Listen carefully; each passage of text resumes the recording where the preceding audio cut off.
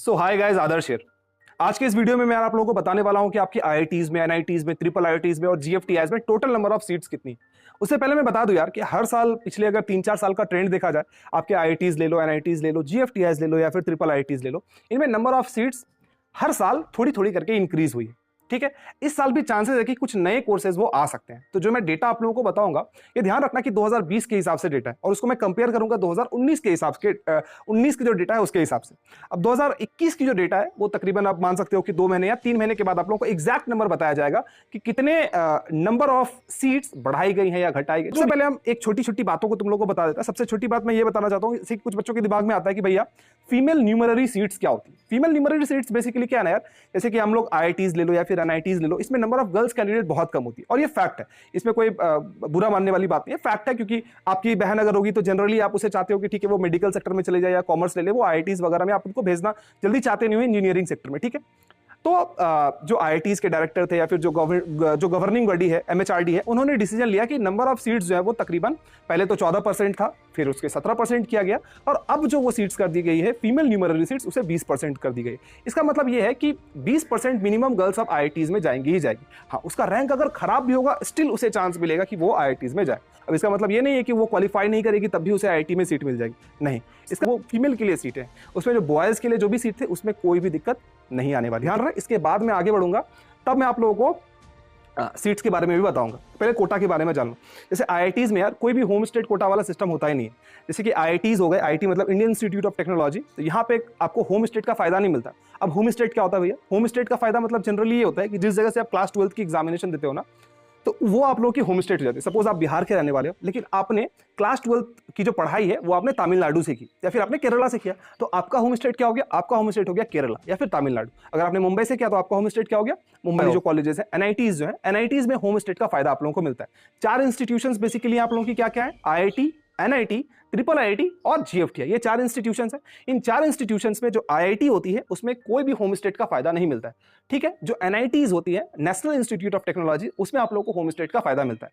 Home state का फायदा किस तरीके से मिलता है? मतलब कि सपोज नंबर ऑफ सीट्स है 100, तो उस 100 नंबर ऑफ सीट्स में 50 नंबर ऑफ सीट्स जो है, 50 सीटें वो होम स्टेट के बच्चों के लिए फिक्स कर दिया जाता है कि ये सीटें मैं होम स्टेट के ही बच्चों को दूंगा। ठीक है, और बाकी बचे हुए 50 सीट जो होती है वो अदर स्टेट के बच्चे भी उसमें अप्लाई कर सकते हैं और उसमें एडमिशन ले सकते हैं। बात समझ आए?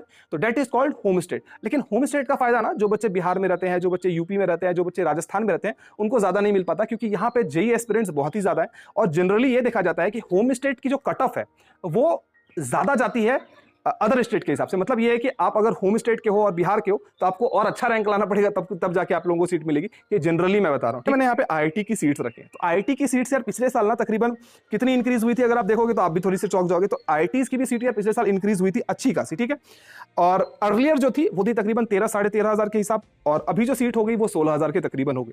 और ये 16,000 जो सीट मैं बता रहा हूँ यार, ये फीमेल न्यूमररी सीट्स को ऐड करके। ठीक है, सीट्स कैपेसिटी क्या है? वो है 14,470 और फीमेल न्यूमररी सीट्स मतलब कि अगर 14,000 बच्चों में जितने सपोज कि 20% फिक्स किया गया कि 20% जो है वो लड़कियां होंगी, तो अगर नंबर ऑफ गर्ल्स 20% नहीं हो पाती हैं तो एक्स्ट्रा सीट ऐड किया जाएगा। कितने number of extra seats? Extra seats है 1583 एक्स्ट्रा सीट्स। मतलब ये एक्स्ट्रा सीट ऐड किया जाएगा अगर एक गर्ल जितना वो चाहते हैं। सपोज एक कॉलेज है 100 बच्चों का, ठीक है, उसमें 100 बच्चों में वो चाहते हैं कि 20% जो वो गर्ल्स हो। अगर 20% गर्ल्स उसमें नहीं हो पाती है, सपोज उसमें 10 गर्ल्स ही आ पाती है 100 रैंक तक, तो 10 एक्स्ट्रा सीट कॉलेज ऐड करेगी और उस 10 एक्स्ट्रा सीट में उन गर्ल्स का एडमिशन हो जाएगा। बस यार देखो, ये डेटा ना तुम मेरे ही चैनल पे इतने अच्छे तरीके से, इतने इलेबोरेट वे में आप लोगों को मिल पाएगा, तो कहीं पे भी दोस्तों के साथ शेयर वेयर जरूर करना इस वीडियो को। ठीक है, अब हम लोग बात कर लेते हैं ट्रिपल आईआईटीज के बारे में। तो ट्रिपल आईआईटीज आप लोगों को जनरली पता ही है क्या होता है। ट्रिपल आईआईटीज में भी फीमेल न्यूमररी सीट्स जो है वो है 239। टोटल नंबर ऑफ सीट्स है वो 5,643 है। नंबर ऑफ सीट्स जो पहले थी वो तकरीबन 4500 के करीब थी, उसे बढ़ा के 5600 कर दिया गया था। तो नंबर ऑफ सीट्स बढ़ी थी, है ना। और टोटल नंबर ऑफ सीट्स कितनी है वो तो आप लोग देख ही रहे हो, और एससी एसटी जनरल के हिसाब से कितनी कितनी सीटें है वो आप लोग अगर चाहो तो पता ही होगा कि अनअकैडमी की कॉम्बैट आप लोग दे सकते हो हर संडे और स्कॉलरशिप जीत सकते हो। आप यार 2021 के लिए तैयारी कर रहे हो, 2022 के लिए तैयारी कर रहे हो या 2023 के लिए तैयारी कर रहे हो, आप इस टेस्ट को दे सकते हो। 1 घंटे की टेस्ट होगी, 21 क्वेश्चन आप लोगों को सॉल्व करने पड़ेंगे और मैं यहाँ पे आप लोगों को सिलेबस दिखा दे रहा हूँ कि क्या क्या आप लोगों के सिलेबस है। तो इन सारे सिलेबस में आप लोग पढ़ के और अपनी एग्जामिनेशन को दे सकते हो, है ना। और स्कॉलरशिप आप लोगों को बहुत ही भारी भरकम वो मिल सकती है। एक और बात यार, जो बच्चे अभी 2022 के लिए तैयारी कर रहे हैं और क्लास 12 में है अभी, तो वो बच्चे ना क्या कर सकते हैं ना कि आप लोगों के लिए एक बैचेज आ रही हैं, तो उस बैच में आप लोग इनरोल कर सकते हो। मैं दोनों की लिंक डिस्क्रिप्शन में दे रहा हूँ और I am giving my code Adarsh Barnwal. देखो यार, अगर तुम कॉम्बैट दे रहे हो तो please use my code Adarsh Barnwal free of cost है, रजिस्टर। उसके बाद हम लोग आते हैं जीएफटीआई के ऊपर। तो जीएफटीआई में यार फीमेल न्यूमररी सीट्स को ऐड नहीं किया गया है, बाकी टोटल नंबर ऑफ सीट्स है तकरीबन 5596। देखो जनरली क्या होता है ना कि जीएफटीआई की जो सीटें हैं वो खाली रह जाती है, क्योंकि जीएफटीआई में बच्चे एडमिशन लेना नहीं चाहते हैं। जीएफटीआई यार बहुत सारे जीएफटीआई ऐसे हैं जो कि उतने अच्छे नहीं है, वेल नोन नहीं है, वेल नोन प्लेसेस पे नहीं है, तो बच्चे जनरली इसको स्किप कर देते हैं, है ना। तो कुछ ही जीएफटीआई ऐसे हैं, तकरीबन अगर 10-12 जीएफटीआई ऐसे हैं जो कि ठीक ठाक है, बाकी जीएफटीआई उतने अच्छे नहीं है, तो इसके ऊपर बहुत ज्यादा ध्यान देने की जरूरत नहीं है।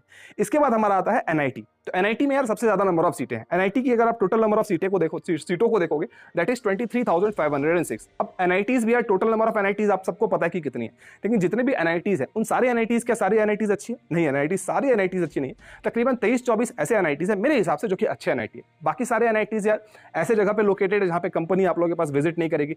100 बच्चे जाते हैं, उन 100 बच्चों में तकरीबन 50, 60, 70 बच्चों का प्लेसमेंट होता है, बाकी बच्चों का प्लेसमेंट नहीं होता है। तो प्लेसमेंट पर्सपेक्टिव से देख लो, इन्वायरमेंट पर्सपेक्टिव से अगर देख लो, तो वो सारे एनआईटीज उतने अच्छे नहीं है।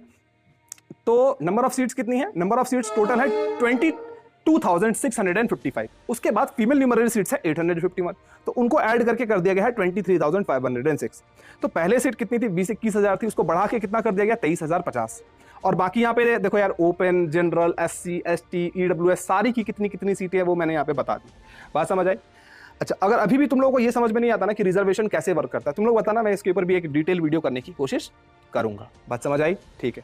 अब हम लोग टोटल सीट्स देख लेते हैं। तो टोटल सीट कैपेसिटी यार इस साल के लिए हो गया है 50,798, मतलब तकरीबन मान लो 50,800। ये 2020 की बात बता रहा हूँ। तो 2021 में हो सकता है कि कुछ सीटें बढ़े, हो सकता है 51,000 या 51,500 हो जाए अपनों के लिए। जनरली बढ़ता है, इस साल भी बढ़ने की चांसेस पूरी की पूरी चांसेस है। पहले कितना था? 45,000। तो नंबर ऑफ सीट्स बढ़ी है, नंबर ऑफ कैंडिडेट्स भी बढ़ी है, इस बात को मैं मानता हूं, लेकिन नंबर ऑफ सीट्स भी बढ़ी है, इस चीज को आप लोग इग्नोर नहीं कर सकते हैं, ठीक है। तो इसमें जनरल के लिए है 20,000 सीटें, ओबीसी एनसीएल के लिए देखो यार 12,340 है, ठीक है।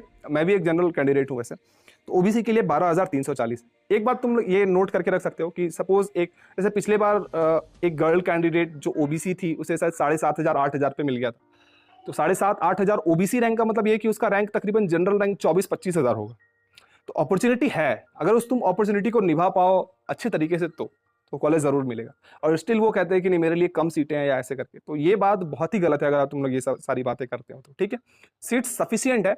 इनफैक्ट ये कहो कि जनरल के लिए सोचो यार, जनरल के लिए नंबर ऑफ सीटें कितनी है? एक जनरल को 12-13 हजार पे शायद कोई कॉलेज क्लोज हो जाएगा, लेकिन अगर ओबीसी हो तो तुम्हें वही कॉलेज, अगर तुम्हारी 17, 18 या 19 हजार रैंक भी है तो वो कॉलेज तुम्हें मिल जाएगा। अगर तुम एससी एसटी हो तो वो कॉलेज तुम्हें शायद, अगर तुम्हारी 25-26 हजार रैंक भी होगी तो भी तुम्हें वो कॉलेज मिल जाएगा। और उसके साथ अगर एससी एसटी के साथ अगर तुम गर्ल्स कैंडिडेट भी हो तो गर्ल्स कैंडिडेट को सोचो और कितना फायदा मिलेगा, शायद 30-32 हजार पे भी तुम लोगों को वो कॉलेज मिल जाएगा। इसीलिए तुम लोग देखे होगे कि पिछले 2-3 सालों में पहले एक कट ऑफ को तय किया जाता है, लेकिन वो कट ऑफ पहले सपोज कि अगर 300 की एग्जाम हुई तो पहले कट ऑफ बोला गया कि ठीक है 100 मार्क्स कट ऑफ होगी, लेकिन फिर देखा जाता है कि नंबर ऑफ गर्ल कैंडिडेट तो उतना पूरी ही नहीं पा रहा है जितना हम लोगों को चाहिए, तो फिर उस कट ऑफ को और गिराया जाता है। तो कट ऑफ फिर हो जाता है, पिछले बार जैसे था 100 के अप्रोक्सीमेट, मतलब याद नहीं है मुझे, 100 के अप्रोक्सीमेटली या उससे ज्यादा कट ऑफ था आप लोगों का, 110-120 कट ऑफ था, फिर उसको गिरा के 70-75 कर दिया गया था। क्यों? क्योंकि उनको जितने नंबर ऑफ स्टूडेंट चाहिए थे उतने नंबर ऑफ स्टूडेंट मिले तब तो सही, तो उसे और नीचे गिरा दिया गया। बात समझ आई? तो खास करके गर्ल कैंडिडेट के लिए मैं कहना चाहूंगा तुम लोगों के लिए बहुत बहुत ही बड़ा गोल्डन अपॉर्चुनिटी है। नेगेटिवली मत लेना इस बात को, लेकिन मैं बता रहा हूँ अपॉर्चुनिटी बहुत बढ़िया है, तो ग्रैब करो इस अपॉर्चुनिटी को। अभी जितने भी वक्त तुम्हारे लिए बाकी रह चुके हैं उसमें बहुत ही ज्यादा अच्छे तरीके से एफर्ट डालने की जरूरत है ताकि वो सीट तुम लोगों को मिल जाए। और बॉयज कैंडिडेट के लिए भी मैं कहना चाहूंगा कि जैसे कि मेरे भाई ने जब एग्जामिनेशन दिया था तो टोटल नंबर ऑफ सीट्स तकरीबन तभी थी आईआईटीज में 12,000 के करीब, ठीक है। सो हिज रैंक वाज 12,500, तो उसे आईआईटी जोधपुर मिल रहा था, और फिर आईआईटी बीएचयू मिल रहा था, आईआईटी पटना मिल रहा था, केमिकल, बायोटेक्नोलॉजी, फार्मास्यूटिकल वगैरह मिल रहा था, तो उसे वो सारी चीज़ें चाहिए नहीं। बट तुम लोग अपने आप को कितना फॉर्चुनेट मान सकते हो कि तभी 12,000 था, वो आईआईटी नहीं जा पाया। अगर आज के डेट में अगर उसका 12,000 रैंक होता तो शायद वो अभी किसी आईआईटी पे होता। बात समझ आई? तो हर साल नंबर ऑफ सीटें बढ़ रही है, तो तुम्हारे लिए भी अपॉर्चुनिटी हर साल बढ़ रहा है, चांसेस बढ़ रही हैं जाने के लिए। पहले बहुत पहले यार कितनी नंबर ऑफ सीटें होती थी? 2-3 हजार सीट होती थी। तुम अपने टीचर से पूछना, तो टीचर बताते हैं ना कि तभी 2-3 हजार सीटें हुई करती थी, क्योंकि 4-5 ब्रांच मिल होता था हमारा, CS, IT, EC, electrical, mechanical, ये सारी ब्रांचेस, सिविल, ये सारी ब्रांचेस होती थी। अभी बहुत सारी एक्स्ट्रा ब्रांचेस को भी ऐड किया गया है, डेटा साइंस, मटेरियल साइंस, उसके बाद फिर अरे यार बहुत सारा आर्टिफिशियल इंटेलिजेंस, मशीन लर्निंग, इसके ऊपर अलग अलग कोर्सेज लॉन्च कर दी गई। तो अपॉर्चुनिटीज तुम्हारे लिए भी होंगी, चाहे वो एनआईटीज है, ट्रिपल आईटीज है, जीएफटीआई, किसी भी कॉलेज को ले लो, ठीक है। तो इस साल भी नंबर ऑफ सीट्स और बढ़ सकती है, लेकिन इस पिछले साल के हिसाब से जो डेटा था वो मैंने तुम लोगों को बताया। अब तुम मुझे बताओ कि वीडियो तुम्हें पसंद आया, नहीं पसंद आया? अगर पसंद आया तो लोगों के साथ शेयर कर सकते हो, लाइक कर सकते हो, कमेंट कर सकते हो, और अगली वीडियो किस चीज के ऊपर से वो तुम मुझे कमेंट बॉक्स में कमेंट करके बता सकते हो। क्या मुझे अब कॉलेज रिव्यूज स्टार्ट कर देनी चाहिए? अगर हाँ कर देनी चाहिए तो वो भी मुझे बताओ, किस कॉलेज के साथ स्टार्ट करना चाहिए, है ना। चलो तब तक के लिए बाय।